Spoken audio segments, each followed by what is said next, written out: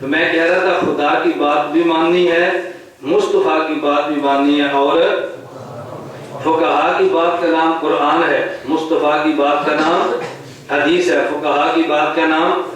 میں سمجھا رہا تھا خدا کی بات کیوں ماننی ہے بھائی، عدم سے وجود میں لانے کا نام خلق ہے، مخلوق کو نئی شکل دینے کا نام ایجاد ہے۔ یہ ہمارے سامنے لوٹ پڑا ہوا ہے، یہ جس نے اللہ نے پیدا کیا ہے، کہتے ہیں اس لوہے کا خالق اللہ ہے، اللہ نے پیدا کیا۔ انشأ الحدید، اللہ قرآن کریم نا قرآن انزل الحدید، اب اللہ پاک فرما رہے ہیں ہم نے لوہا اتارا، حالانکہ اتارا نہیں ہے۔ مجھے اچھی طرح یاد ہے حضرت مفتی رشید احمد صاحب نور اللہ مرقدہ، اللہ کی قبر کو منور فرمائے، یہ جامع ان کی صدقہ جاریہ بنائے۔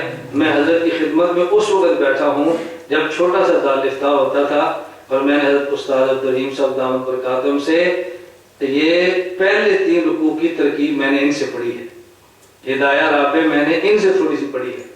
درجہ ثالثہ والے سال میں جامعہ بنوریہ تھا، یہاں جامعہ میں دارالفتاح ٹھہرا تو حضرت مفتی صاحب رحمۃ اللہ علیہ نے استاد صاحب فرمایا تھا کہ اس کو تخصص کی تیاری کراؤ، درجہ ثالثہ کنز والے سال۔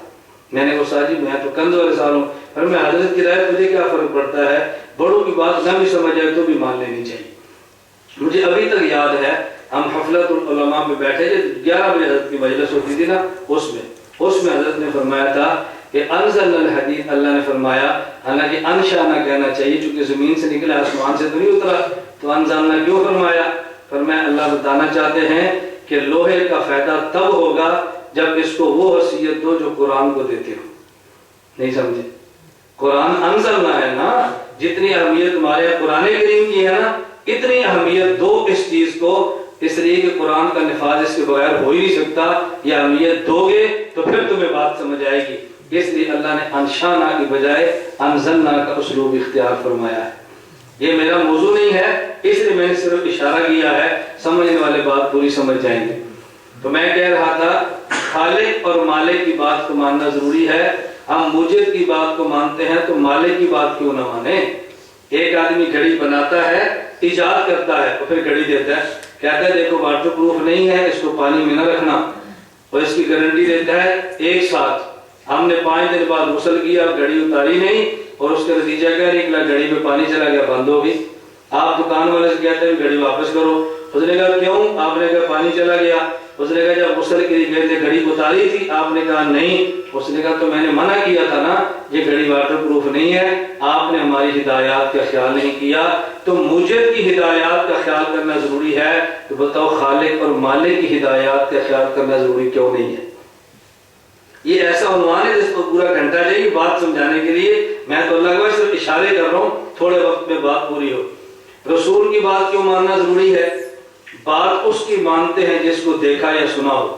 ہم اللہ کی ذات کو دیکھ بھی نہیں سکتے، اللہ کی ذات کو سن بھی نہیں سکتے، تو اللہ کی بات مانیں گے کیسے؟ میں بیان کر رہا ہوں مجھے پانی چاہیے، تو میں کہتا ہوں بھائی الیاس مجھے پانی دو، اس کا معنی مجھے پانی چاہیے، پانی پلا دیں گے۔ میں بیان کر رہا ہوں اور میرا دل کرتا ہے کہ بیان کا تسلسل نہ ٹوٹے، پانی بھی مل جائے، تو میں بیان کرنے سے اشارہ کرتا ہوں، اشارہ، اس کا مطلب پانی لاؤ۔ اب بتاؤ میرے پاس ایسا بندہ بٹھا دے جو آنکھوں سے دیکھتا نہیں، کان سے سنتا نہیں، وہ مجھے پانی لا کر دے گا؟ بھئی دیکھے گا اشارہ تو دے گا، سنے گا تو دے گا نا۔ تو کسی کی بات تب مانتے ہیں جب اس کی ذات کو دیکھیں یا اس کی بات کو سنیں۔ نہ اللہ کو دیکھ سکتے نہ سن سکتے ہیں تو اللہ کی بات مانیں گے کیسے؟